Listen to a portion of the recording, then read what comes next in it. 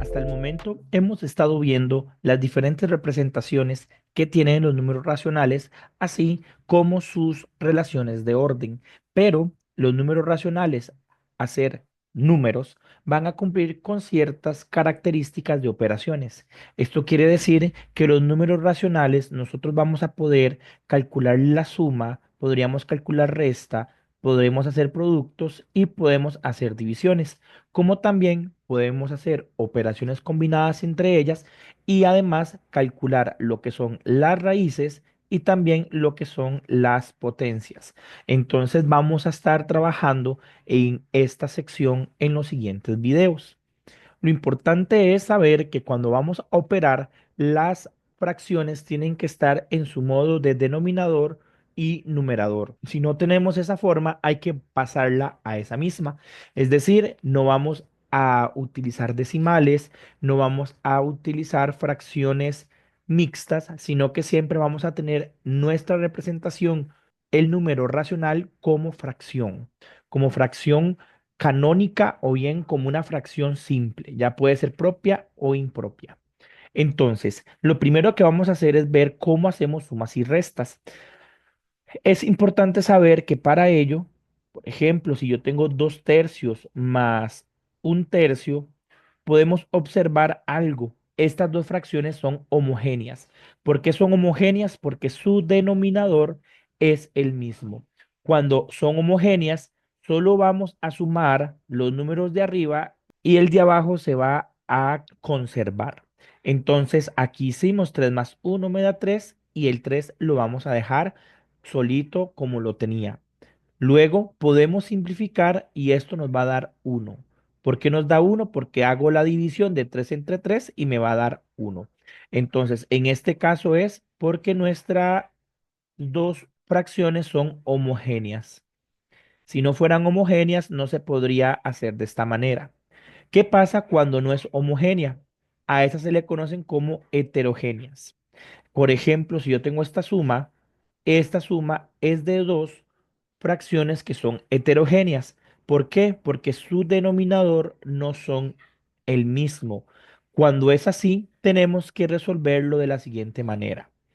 Vamos a agarrar y vamos a multiplicar el 2 por el 3 para que me genere el denominador. Cuando ya tenemos el denominador, el cual siempre se calcula multiplicando denominador por denominador, vamos a hacer una multiplicación cruzada. Vamos a multiplicar este por este me genera 3 por 3, eso me va a dar 9 y luego generamos este por este de acá que me da 2. Entonces sumamos 9 más 2 y nos da 11/6. Esto no tiene simplificación porque para que una fracción sea simplificada tienen que tener la misma divisibilidad. Entonces, 11 no tiene división entre 2. Como no lo tiene, no lo puedo simplificar con 6 y tampoco tiene tercera. Entonces, por esa razón, no se resuelve, sino que queda así en su manera más canónica, más simple. Es decir, si nosotros generalizamos, tenemos A entre B más, o también puede ser menos, C entre D. Cuando yo necesito multiplicar, sumar y restar las fracciones, entonces yo lo hago así. Multiplico lo de abajo para que me genere el denominador y multiplico en forma cruzada lo de arriba respecto a la suma y resta, de manera que la operación que me dé acá es el numerador. Entonces multiplicamos este por este para que me dé este.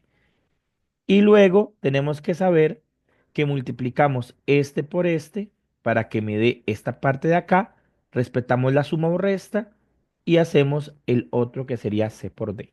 Entonces, esta es la manera como la fórmula con la que nosotros vamos a estar trabajando suma y resta de fracciones. Y sería solo aplicarlo en diferentes contextos. Por ejemplo, si yo tengo la fracción entera 2/4 y le tengo que restar la fracción 5/2.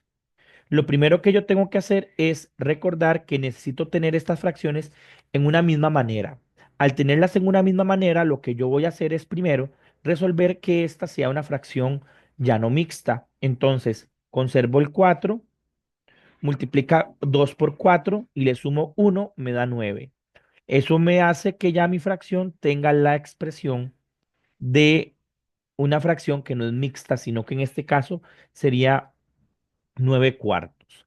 Cuando ya tenemos estas dos, analizamos, no son fracciones homogéneas, entonces tenemos que hacerlo por la fórmula. Entonces multiplico 4 por 2, me da 8. Hago 9 por 2, que me da 18.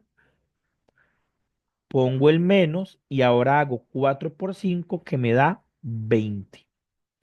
Vean que ahora me queda 18 menos 20. Hay que recordar aquí las restas de enteros. Esto me da menos 2 y aquí me queda un 8. ¿Por qué me queda menos 2? Me queda menos 2 porque yo digo tengo 18 y debo 20, aboné y me quedan menos 2. ¿Simplifico? Claro que sí, porque 2 tiene mitad que es 1 y 8 tiene mitad que es 4. Como ambos tenían mitad, yo lo puedo simplificar. Recordar que cuando yo simplifico, lo que estoy haciendo es sacándole la mitad, la tercera, la quinta a ese número, pero a tanto el numerador como denominador. Si no sabemos cuál es la mitad, nada más hacemos la división en la calculadora. 8 dividido entre 2 y me da 4. Entonces, la resta de estos dos me dio menos un cuarto. Y esa sería la solución. Siempre que sean sumas y restas, vamos a trabajar de esa manera.